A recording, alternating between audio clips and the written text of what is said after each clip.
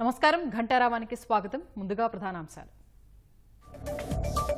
పెద్దిరెడ్డి సహాయకులు అనుచరుల ఇళ్లల్లో సోదాలు, కీలక దస్త్రాలు స్వాధీనం చేసుకున్న పోలీసులు.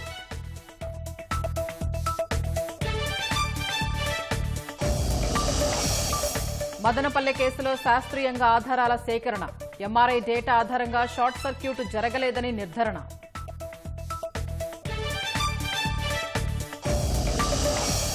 నాగార్జున సాగర్ కు కొనసాగుతున్న వరద ప్రవాహం, శ్రీశైలం నుంచి 50,000 క్యూసెక్కులకు పైగా విడుదల.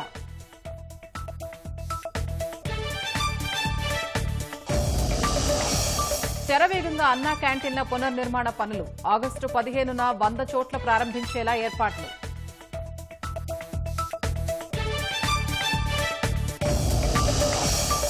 నాసిరకం సీడ్తో తీవ్రంగా నష్టపోయిన ఆక్వా రైతులు, 10% కూడా రాని టైగర్ రొయ్యలు.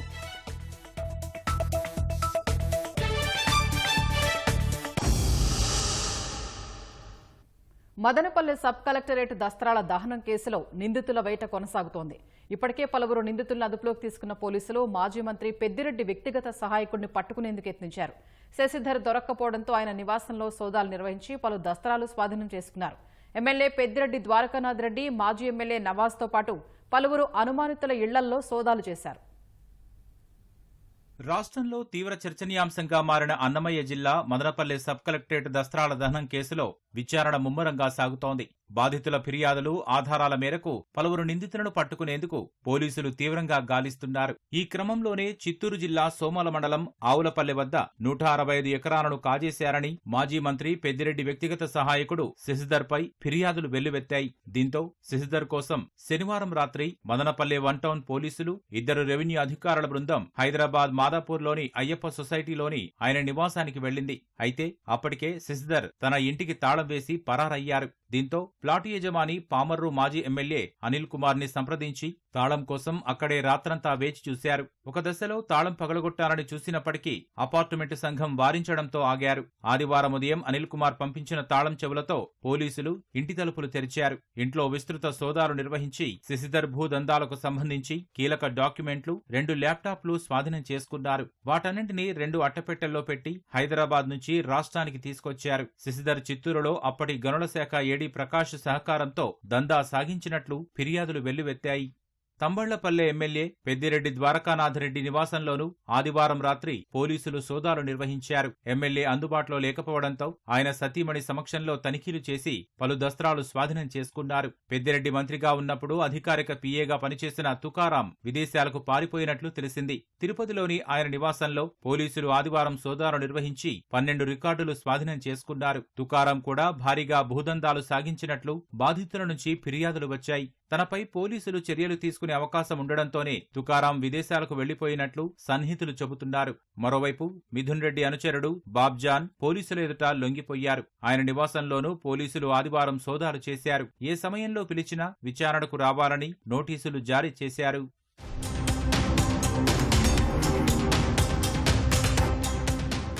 మదనపల్లి మాజీ ఎమ్మెల్యే నవాజ్ బాషాపై అనుమానంతో ఆయన ఇంట్లోనూ పోలీసులు సోదాలు జరిపారు. పోలీసులు నివాసాన్ని చుట్టుముట్టడంతో బెంగళూరులో ఉన్న మాజీ ఎమ్మెల్యే మదనపల్లెకు వచ్చి తాళాలు అప్పగించారు. సోదాల్లో ఎలాంటి ఆధారాలు లభ్యం కాకపోవడంతో పోలీసులు వెళ్లిపోయారు. తప్పు చేయని వ్యక్తి నేను. ఎక్కడ కూడా కబ్జాలకు గానీ, ఎక్కడ కూడా ఈవెన్ దో ఏ డిపార్ట్మెంట్ వాళ్ళు కూడా అవినీతి గానీ, రెవెన్యూ డిపార్ట్మెంట్ లో ఏదైనా తప్పు పనులు చేస్తా ఉన్నా కూడా నేను అడ్డుపడి దానికి చేయని వ్యక్తి కాబట్టి నేను ఈరోజు ప్రజల ముందుకి తలకాయ ఎత్తుకొని తిరిగే విధానంగా నేను శాసనసభ్యుడిగా పనిచేసినాను కాబట్టి ఆ గర్వం నాలో ఎప్పుడు ఉంటుంది. ఘటనకు బాధ్యులుగా గుర్తిస్తూ మదనపల్లె రెవెన్యూ డివిజనల్ పూర్వ ఆర్డీఓలు మురళి, హరిప్రసాద్, సీనియర్ అసిస్టెంట్ గౌతమ్ తేజ్ని ప్రభుత్వం సస్పెండ్ చేయనున్నట్లు సమాచారం. మదనపల్లె సబ్ కలెక్టర్ కార్యాలయం దస్త్రాల దహనం ఘటనపై ఎంఆర్ఐ డేటా కీలక విషయాలు వెల్లడించింది. కార్యాలయానికి సరఫరా అయ్యే విద్యుత్ లోడ్లో అసాధారణ హెచ్చుతగ్గులేమీ లేవని, షార్ట్ సర్క్యూట్ కాలేదని నిపుణులు తేల్చారు. అంతకుముందు 3 రోజుల డేటా ఆధారంగా విశ్లేషించి ప్రభుత్వానికి నివేదిక అందించారు. మదనపల్లె సబ్ కలెక్టర్ కార్యాలయంలో జరిగిన అగ్ని ప్రమాదం గుట్టును మీటర్ రీడింగ్ ఇన్స్ట్రుమెంట్ డేటా విప్పింది.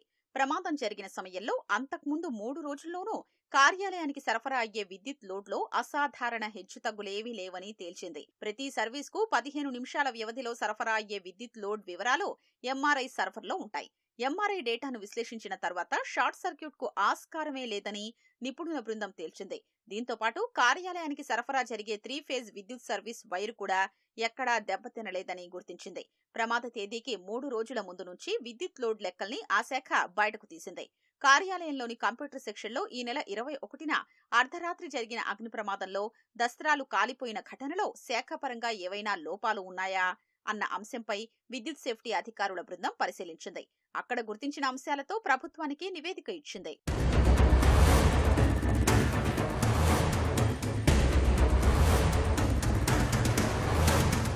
డేటాలో ఎలాంటి అసాధారణ పెరుగుదల నమోదు కాలేదని తేల్చింది. సబ్ కలెక్టర్ కార్యాలయానికి 3 ఫేజ్ కనెక్షన్ ఉంది. ప్రమాదం జరిగిన రోజు రాత్రి 11 గంటల 14 నిమిషాల సమయంలో 6 ఫేజ్ లో 2.62 యాంప్స్ లోడ్ ఉంటే అదే రాత్రి 22 గంటల 44 నిమిషాలకు 2.13 యాంప్స్ గా ఉందని తెలిపింది. వేకువజామున 12 గంటల 14 నిమిషాలకు 6 ఫేజ్ లో 0.27 యాంప్స్ లోడ్ కు పడిపోయిందని పేర్కొంది. పోలీసులు నమోదు చేసిన ఎఫ్ఐఆర్లో 21వ తేదీ రాత్రి 11 గంటల 25 నిమిషాలకు అగ్ని ప్రమాదం జరిగినట్లు పేర్కొన్నారు. అంటే అగ్ని ప్రమాదం తరువాత లోడ్ ఒక్కసారిగా పడిపోయిందని తేల్చారు.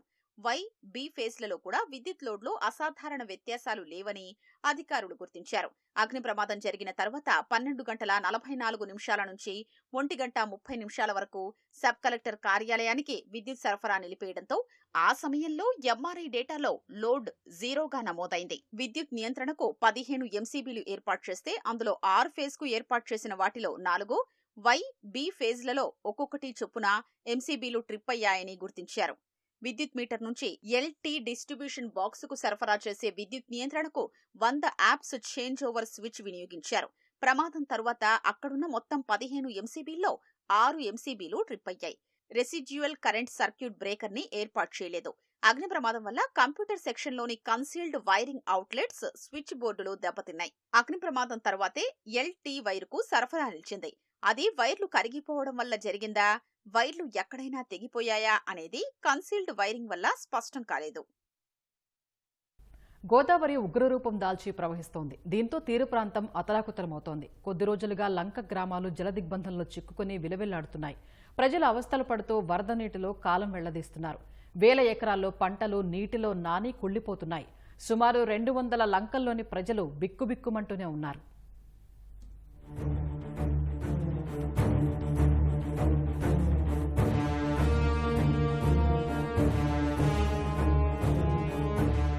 గోదావరికి పోటెత్తిన వరద కోనసీమ లంకల్ని ముంచెత్తుతోంది. కోనసీమలోని గౌతమి, వశిష్ట, వైనతేయ నదీ పాయలన్నీ ఉధృతంగా ప్రవహిస్తున్నాయి. గౌతమి గోదావరి తీరంలోని కొత్తపేట, పి గన్నవరం, ముమ్మిడివరం, రామచంద్రాపురం నియోజకవర్గాల పరిధిలోని లంకల్ని పూర్తిగా వరద నీరు చుట్టుముట్టేసింది. అయినవెల్లి మండలం వెదురుబీడెం కాజ్వేపై వరద నీరు ప్రవహిస్తోంది. వీరవల్లిపాలెం, అయినవెల్లి లంక వాసులు పడవలపైనే రాకపోకలు సాగిస్తున్నారు. పొట్టిలంక నీటిలో మగ్గుతోంది.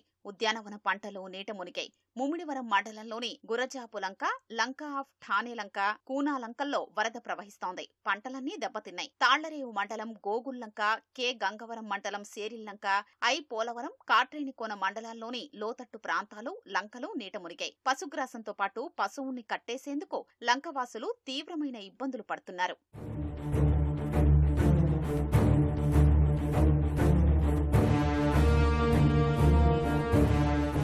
గోదావరి వచ్చినప్పుడు అలాగా కోతకు గురవుతుందండి. ఇది ఎకరం 2 ఎకరాల్లో రేవులోకి వెళ్ళిపోతుందండి. అది వేసుకొని రైతులకి చాలా ఇబ్బందిగా ఉంటుందండి. చాలా లంక ఉండదండి. ఎకరం 2 ఎకరాలు అప్పుడు ఉంటుందండి లంక. కోతకు గురవుతా వస్తుందండి. దానా రాలేదండి. ఇంకా తోల పరిస్థితి అంటే గడ్డి పరకలు లేవండి. ఎక్కడో లంకలో ఉన్నాం మేము. అక్కడి నుంచి ఇక్కడ తోలు తీసేసుకున్నాం. గత 6 రోజులుగా వచ్చిందండి. వచ్చి ఇలా పొలాలు ఉండిపోయిందండి. చాలా పంట నష్టం జరిగిందండి. బీరపోతులు, వంగ చెట్లు, బెండపోతులు ఇలాంటితోనేమో ఇలా ఉండిపోయిందండి. ఎకరానికి 15,000, 20,000 పెట్టుబడి పెడతారండి. పెట్టిన పెట్టుబడి నష్టపోయారు. ఇప్పుడు నష్టపరాన్ని ఇప్పించాలనేసి ప్రభుత్వం కోరుకుంటున్నామండి. మరి కె గంగవరం మండలం కోటిపల్లిలోని వరద ప్రభావిత ప్రాంతాల్లో మంత్రులు అచ్చెన్నాయుడు, వంగలపూడి అనిత, వాసంశెట్టి సుభాష్, కలెక్టర్ మహేష్ కుమార్ పర్యటించారు. బాధితులకు నిత్యావసరాలు అందజేశారు. కోటిపల్లి, సుందరపల్లి వద్ద కోతకు గురైన గోదావరి ఏటిగట్టు పరిశీలించారు. ఏటిగట్లు కోతకు గురికాకుండా శాశ్వత పరిష్కారం చేస్తామని మంత్రులు తెలిపారు.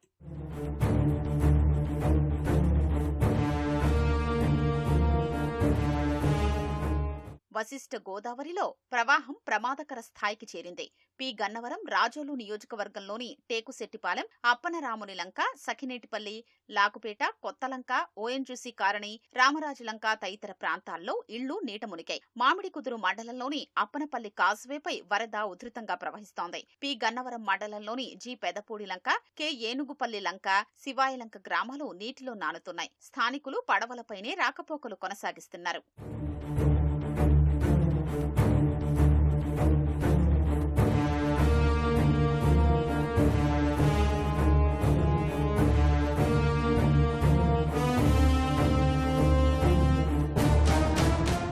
ఇంక ఇలాగే ఇబ్బంది పడుతూ ఉంటాం. మళ్ళీ ఇప్పుడు అక్కడ పెరిగింది అనుకోండి, ఆ వాటర్ అంతా ఇక్కడ దిగుతుందండి.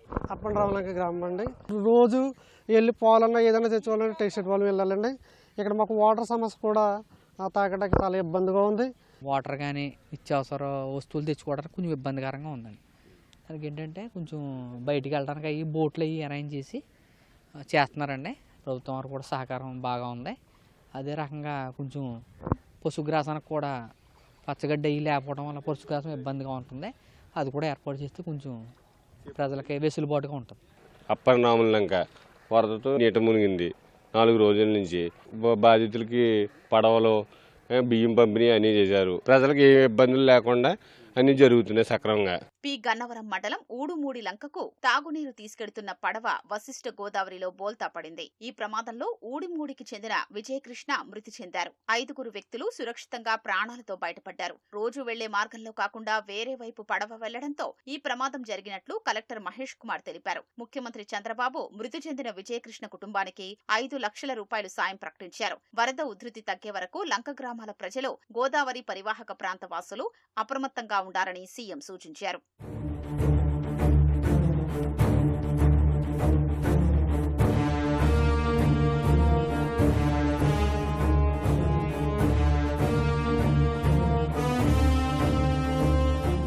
పశ్చిమ గోదావరి జిల్లా ఆచంట మండలం అయోధ్యలంకలో ముంపునకు గురైన పలు ప్రాంతాల్లో కలెక్టర్ చదలవాడ నాగరాణి పర్యటించారు. లంకవాసుల యోగక్షేమాల్ని అడిగి తెలుసుకున్నారు. పశ్చిమ గోదావరి జిల్లా పరిధిలో కోనసీమ వైపు ఉన్న కనకాయలంక, పుచ్చకాయలంక, అయోధ్యలంక తదితర లంక గ్రామాలన్నీ ముంపులో మగ్గుతున్నాయి. మంత్రి నిమ్మల రామానాయుడు ఆధ్వర్యంలో బియ్యం, నిత్యావసర సరుకులు పంపిణీ చేశారు.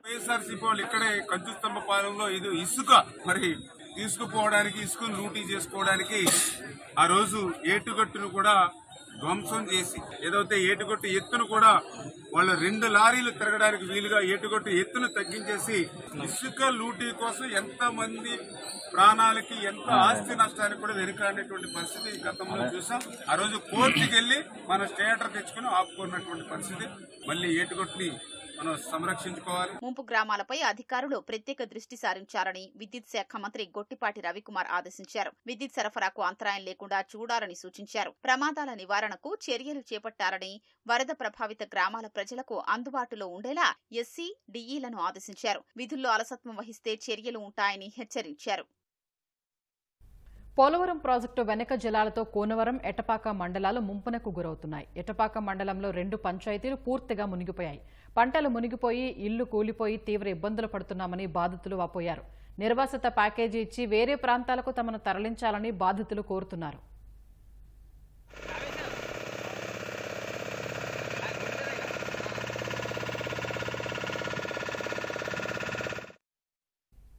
నాగార్జునసాగర్ జలాశయానికి వరద ప్రవాహం కొనసాగుతోంది. నాగార్జునసాగర్లో నీటి నిల్వ సామర్థ్యం 312.5 టీఎంసీలు కాగా ప్రస్తుత నీటి నిల్వ 134 టీఎంసీలుగా ఉంది. సాగర్ ఇన్ఫ్లో 54,438 ఉండగా అవుట్ఫ్లో 6,744 క్యూసెక్కులుగా ఉంది. శ్రీశైలం ప్రాజెక్టులోకి పైనుంచి వరద ప్రవాహం వస్తోంది. శ్రీశైలం ప్రాజెక్టు నీటి నిల్వ సామర్థ్యం 215 టీఎంసీలు కాగా ప్రస్తుతం 171.86 టీఎంసీల నీరు ఉంది. రాష్ట్రంలో పట్టణ ప్రాంతాల్లో ఆగస్టు 15న 100 అన్నా క్యాంటీన్లు ప్రారంభించాలని ప్రభుత్వం నిర్ణయించింది. మిగిలిన 83 క్యాంటీన్లను సెప్టెంబర్ నెలాఖరుకు అందుబాటులోకి తీసుకురావాలని భావిస్తోంది. 183 క్యాంటీన్లను ఒకే రోజు ప్రారంభించాలని మొదట భావించినా కొన్ని చోట్ల భవన నిర్మాణ పనుల్లో జాప్యమయ్యే అవకాశం ఉందని అధికారులు ప్రభుత్వానికి నివేదించారు. దీంతో 2 విడతల్లో ప్రారంభించేందుకు సన్నాహాలు చేస్తున్నారు. 2014-19లో టీడీపీ హయాంలో ₹5 పేదలకు భోజనం అందించడానికి ఏర్పాటు చేసిన అన్న క్యాంటీన్లను గత వైసీపీ ప్రభుత్వం మూసేసింది. క్యాంటీన్ల భవనాలను వార్డు సచివాలయాలకు, మున్సిపల్ కార్యాలయాలకు కేటాయించింది. ప్రస్తుత కూటమి ప్రభుత్వం ఏర్పడిన నాటి నుంచే వీటిని తిరిగి తెరవడానికి ఏర్పాట్లు చేస్తోంది. క్యాంటీన్ల భవనాలకు మరమ్మతులు చేసి వాటిలో సౌకర్యాలు కల్పించేందుకు నిధులు విడుదల చేశారు. గతంలో అసంపూర్తిగా నడిచిపోయిన అసలు పనులే ప్రారంభించని చోట కొత్త క్యాంటీన్ భవన నిర్మాణాలకు టెండర్లు పిలిచి పనులు అప్పగించింది. తొలి విడతగా 100 క్యాంటీన్లను స్వాతంత్ర్య దినోత్సవం రోజు ప్రారంభించేందుకు ముహూర్తం ఖరారు చేశారు. క్యాంటీన్లకు ఆహారం సరఫరా చేయడానికి ఇటీవల టెండర్లు కూడా పిలిచారు.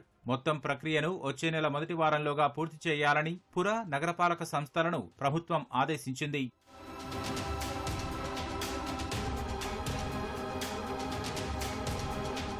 అన్న క్యాంటీన్లను తిరిగి ప్రారంభించాలని కూటమి ప్రభుత్వం తీసుకున్న నిర్ణయంపై ప్రజలు ఆనందం వ్యక్తం చేస్తున్నారు.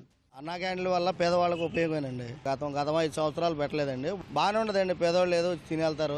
ఆ వ్యాపారస్తులకి, పనుల మీద వచ్చిన వాళ్ళకి అందరికీ బాగానే ఉంటుందండి. మరి బళ్ళ మీద వెళ్ళే వాళ్ళందరికీ, వ్యాపారాలు చేసిన వాళ్ళందరికీ అన్నా క్యాంటీన్ బాగానే జరుగుతుందండి. టిఫిన్గా ₹30, ₹40 అయిపోతుందండి. అది ₹5 భోజనం అంటే ఈ రోజులో మంచిదే కదా. ₹5 ఉంటే మాకు కూడా డబ్బులు మిగులుతుంది. భోజనానికి ₹100 అయిపోతుంది. ఇప్పుడు కూలి పని చేస్తుంటే 500, 600 వస్తుంది. ఇంకేం పెడతాం. ఇప్పుడు ₹5 భోజనం అనుకోండి 2 పూటలు అయిపోద్ది. అది సంతోషం. ఇంకా చంద్రబాబు గారి ప్రభుత్వం చాలా బాగా చేస్తున్నారు. కూలి పని చేసే వాళ్ళకి, చిన్న వ్యాపారస్తులకి అందరికీ చాలా ఉపయోగం ఇది. చాలా మంచిదండి. ఇట్లా పెడితే చాలా మందికి, ఎవరైనా సరే అన్నం కోసమే కదా కష్టపడేది. ఇది చేయడం చాలా మంచిది జనాల కోసం. ఎక్కువగా జర్నీ చేసి వస్తా చూడండి, వాళ్ళకైతే చాలా బాగా ఉపయోగపడిద్ది. పేదోళ్ళకి ఉపయోగపడిద్ది. వనామీతో గిట్టుబాటు కావటం లేదని టైగర్ రొయ్య సాగుపై దృష్టి పెట్టిన ఆక్వా రైతులు నాసిరకం సీడ్తో తీవ్ర నష్టాలకు గురవుతున్నారు. బరువు పెరగక, కౌంటు రాక పెట్టుబడి ఖర్చుల్ని అందుకోలేకపోతున్నారు.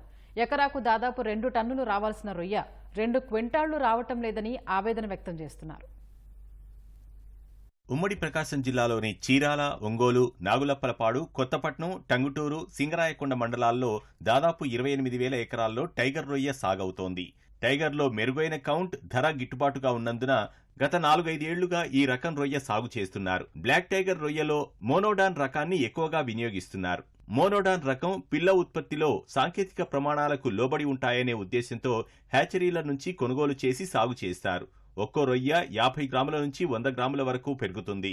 10 కౌంట్ వస్తే కిలో దాదాపు ₹1,100, 20 కౌంట్ వస్తే ₹550 ధర పలుకుతుంది.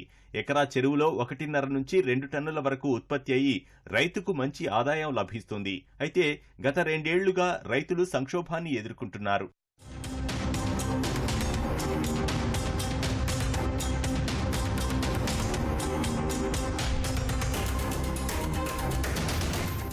గతేడాది నుంచి మోనోడాన్ రకం సీడ్ విక్రయంలో హ్యాచరీలు నాణ్యత ప్రమాణాలు పాటించడం లేదు. రోజుల వయసు ఉన్న పిల్లలను దిగుమతి చేసుకుని పెంచి విక్రయించడంతో నాణ్యత కోల్పోతున్నాయి.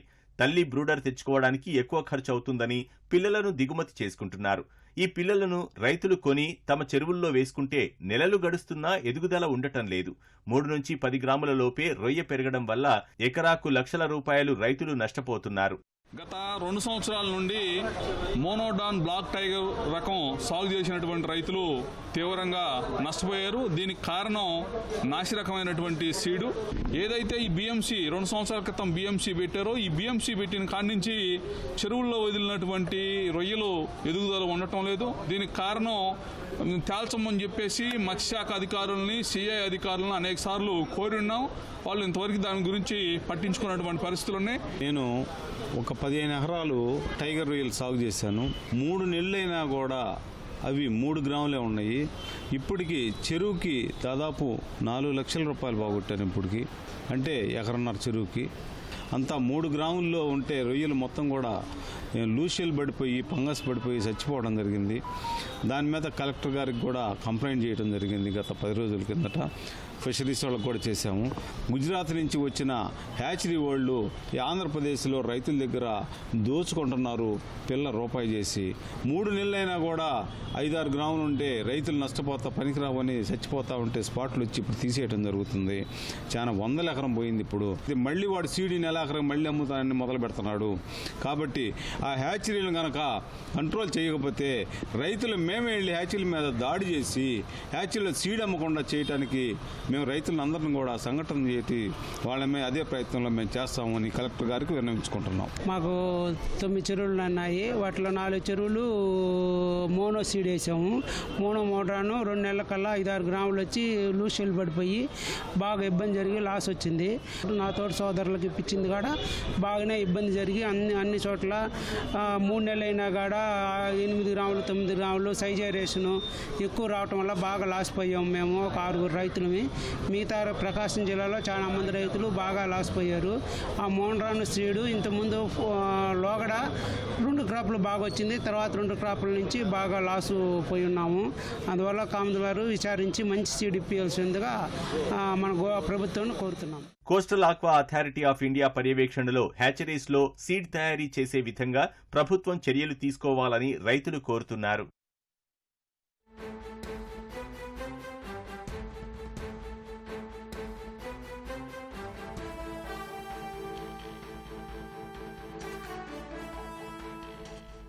తాజాంశం చూస్తున్నాం. బద్వేలు గ్రామీణ పోలీస్ సర్కిల్ కార్యాలయంలో అగ్ని ప్రమాదంపై వివరాలు మా ప్రతినిధి మురళి అందిస్తారు. మురళి, పోలీస్ సర్కిల్ కార్యాలయంలో అగ్ని ప్రమాదానికి కారణం ఏంటి? ప్రస్తుతం పరిస్థితి అదుపులోకి వచ్చిందా? స్వప్న, వైఎస్ఆర్ జిల్లా బద్వేలు నియోజకవర్గంలోని బద్వేలు రూరల్ పోలీస్ స్టేషన్ లో అర్ధరాత్రి అగ్ని ప్రమాదం సంభవించింది. ఆ రూరల్ పోలీస్ స్టేషన్ పై అంతస్తులో ఉన్నటువంటి సర్కిల్ ఇన్స్పెక్టర్ కార్యాలయంలో షార్ట్ సర్క్యూట్ తో అర్ధరాత్రి అగ్ని ప్రమాదం జరిగినట్లు పోలీసులు నిర్ధారించారు. సర్కిల్ కార్యాలయంలో ఉన్నటువంటి ఫర్నిచర్, 2 కంప్యూటర్లు, టేబుల్ కూడా దగ్ధమైనట్లు పోలీసులు గుర్తించారు. వెంటనే అర్ధరాత్రి సమయంలోనే స్థానికంగా ఉన్నటువంటి అగ్నిమాపక సిబ్బందికి సమాచారం ఇవ్వడంతో వెంటనే ఆ ప్రాంతానికి చేరుకున్నటువంటి అగ్నిమాపక సిబ్బంది కూడా మంటలను పూర్తిగా అదుపులోకి తీసుకొచ్చారు. కేవలం సర్కిల్ కార్యాలయంలో ఉన్నటువంటి ఆ గది మాత్రమే పాక్షికంగానే ఫర్నిచర్ దగ్ధమైంది. ఎలాంటి ఆస్తి నష్టం భారీగా జరగలేదని కూడా పోలీసులు ఒక అంచనాకు వచ్చారు. అయితే దాదాపు 2 లక్షల విలువ చేసేటువంటి ఫర్నిచర్, 2 కంప్యూటర్లు దగ్ధమయ్యాయని పోలీసులు నిర్ధారించారు. దీనిపైన ఎలా జరిగింది ఏంటనే దానిపైన మరోసారి పూర్తి స్థాయిలో విచారణ చేస్తామని పోలీసు వర్గాలు తెలియజేస్తున్నాయి. స్వప్న, ధన్యవాదాలు మురళి. ప్రముఖ ఎన్నికల వ్యూహకర్త ప్రశాంత్ కిషోర్ కొత్త రాజకీయ పార్టీ పెట్టనున్నారు. అక్టోబర్ 2న గాంధీ జయంతి సందర్భంగా జన్ సురాజ్ పార్టీని స్థాపించబోతున్నట్లు వెల్లడించారు. వచ్చే ఏడాది బీహార్ అసెంబ్లీ ఎన్నికల్లో పోటీ చేస్తామని కిషోర్ ప్రకటించారు. ప్రస్తుతం జన్ సురాజ్ పేరుతో క్యాంపెయిన్ నడుపుతున్న ప్రశాంత్ కిషోర్ దానినే రాజకీయ పార్టీగా మార్చనున్నారు. ఆదివారం జన్ సురాజ్ వర్క్షాప్ లో మాట్లాడిన ప్రశాంత్ కిషోర్ కొత్త పార్టీకి ఎవరు మార్గదర్శకం వహిస్తారనేది త్వరలో వెల్లడిస్తామని చెప్పారు. మెరుగైన విద్య, వైద్యం, బీహార్ భవిష్యత్తు కోసం శ్రమించాలని కార్యకర్తలకు ప్రశాంత్ కిషోర్ దిశానిర్దేశం చేశారు. అమెరికా కాలిఫోర్నియా అడవుల్లో చెలరేగిన కార్చిచ్చు కారణంగా వాయు నాణ్యత బాగా పడిపోయింది. ఈ నేపథ్యంలో పశ్చిమ అమెరికా, కెనడాలోని లక్షలాది మందికి ఆరోగ్య హెచ్చరికలు జారీ చేశారు. 1430 చదరపు కిలోమీటర్ల పరిధిలో విస్తరించిన మంటలు ఆర్పేందుకు వందలాది మంది అగ్నిమాపక సిబ్బంది తీవ్రంగా శ్రమిస్తున్నారు. ఈ ఏడాది కాలిఫోర్నియాలో చెలరేగిన మంటల్లో ఇదే పెద్దదని అధికారులు తెలిపారు. ఇప్పటివరకు 12% మంటలను మాత్రమే అదుపు చేయగలిగారు. తక్కువ ఉష్ణోగ్రతలు, గాలిలో తేమ శాతం పెరగడంతో మంటలు ఆర్పేందుకు అనువుగా ఉందని అగ్నిమాపక సిబ్బంది చెబుతున్నారు. పారడైజ్, బుట్టే కౌంటీల్లో పలు ఆవాసాలను ఖాళీ చేయాలని అధికారులు హెచ్చరించారు. 2018లో ఈ ప్రాంతంలో చెలరేగిన మంటల్లో 85 మంది మృతి చెందగా 11,000 ఇళ్లు కాలి బూడిదయ్యాయి. ఈ నేపథ్యంలో అక్కడ ముందు జాగ్రత్త చర్యలు తీసుకుంటున్నారు. పారడైజ్ కు పశ్చిమ దిశగా ఉన్న చికో నగరం వరకు మంటలు విస్తరించకపోవచ్చని అగ్నిమాపక సిబ్బంది చెబుతున్నారు. హెలికాప్టర్లు, ఎయిర్ ట్యాంకర్లతో 3,400 మంది అగ్నిమాపక దళ సిబ్బంది మంటలార్పుతున్నారు. కార్చిచ్చు వల్ల 134 నిర్మాణాలు నాశనమైనట్లు డ్రోన్ దృశ్యాల ద్వారా గుర్తించారు. ఈ సంఖ్య ఇంకా పెరగవచ్చని చెబుతున్నారు. కొన్ని రోజులుగా కురుస్తున్న కుండపోత వర్షాలకు భారీగా వరదలు పోటెత్తడంతో చైనా అధికారులు ముమ్మరంగా సహాయక చర్యలు చేపట్టారు. హూనాన్, లియానింగ్, జిలిన్ తదితర రాష్ట్రాల్లో జోరు వానలకు అనేక ప్రాంతాలు నీట మునిగాయి. చెంజౌ నగరంలో రవాణా, విద్యుత్, టెలికమ్యూనికేషన్కు తీవ్ర అంతరాయం కలిగింది. వెంటనే అత్యవసర బృందాలను మోహరించిన చైనా అధికారులు రవాణా పునరుద్ధరణ చర్యలు చేపట్టారు. దెబ్బతిన్న రైల్వే ట్రాకులకు వర్షంలోనే మరమ్మతులు పూర్తి చేశారు. తెగిపోయిన విద్యుత్ తీగల్ని సరిచేసేందుకు సిబ్బంది ప్రయత్నాలు కొనసాగిస్తున్నారు. వరద ఉధృతి పెరగడంతో హునాన్ రాష్ట్రంలో 10,000 మందిని సురక్షిత ప్రాంతాలకు తరలించారు. కొండచర్యలు విరిగిపడి యులెన్ గ్రామంలో కొన్ని ఇళ్లు దెబ్బతిన్నాయి. 15 మంది చనిపోగా 6 గాయపడ్డారు. లియోనింగ్ రాష్ట్రంలో 4,000 హెక్టార్లలో పంటలు నీట మునగడంతో మోటార్లతో నీటిని తోడుతున్నారు. లియోనింగ్ రాష్ట్రంలో 10 నదులు ప్రమాదకర స్థాయిని దాటి ప్రవహిస్తున్నాయి. 68 జలాశయాలు నిండుకుండల్ని తలపిస్తున్నాయి. ఈ నేపథ్యంలో ఆదివారం 50,000 మందిని సురక్షిత ప్రాంతాలకు తరలించారు. భారీ వర్షాలకు ఉత్తర కొరియాను వరదలు ముంచెత్తాయి. చైనా సరిహద్దుకు సమీపంలో ఉన్న ప్రాంతాల్లో వరద తీవ్రత ఎక్కువగా ఉంది. వరదల ధాటికి ఆయా ప్రాంతాలు నదుల్ని తలపిస్తున్నాయి. వరద ప్రభావిత ప్రాంతాల్లో ఉత్తర కొరియా అధినేత కిమ్ జోంగ్ ఉన్ పర్యటించారు. కారులో వరద నీటిలో ఆయన ప్రయాణించారు. సహాయక చర్యలపై సైన్యంతో సమీక్షించారు. వరద ప్రభావిత ప్రాంతాల ప్రజల్ని హెలికాప్టర్లలో ఎయిర్ బేస్కు, అక్కడి నుంచి బస్సుల్లో సురక్షిత ప్రాంతాలకు తరలించారు. వరద బాధితుల్ని కిమ్ చేతులూపుతూ పలకరించారు. ఎన్ని ఎకరాలు నీట మునిగాయి, ఎంతమంది వరద ప్రభావానికి గురయ్యారనే వివరాల్ని ఉత్తర కొరియా మీడియా వెల్లడించలేదు. ఉత్తర కొరియాలో వరదలు, వాతావరణ విపత్తులు తరచూ వస్తూ ఉంటాయి. ఉత్తర కొరియాలో విపత్తులు వచ్చినప్పుడు 1990 వరకు రెడ్ క్రాస్, ఐక్యరాజ్య సమితి సాయం చేస్తూ ఉండేవి. ప్రస్తుతం ఎలాంటి అంతర్జాతీయ సహకారం గురించి ఉత్తర కొరియా ప్రకటన చేయలేదు.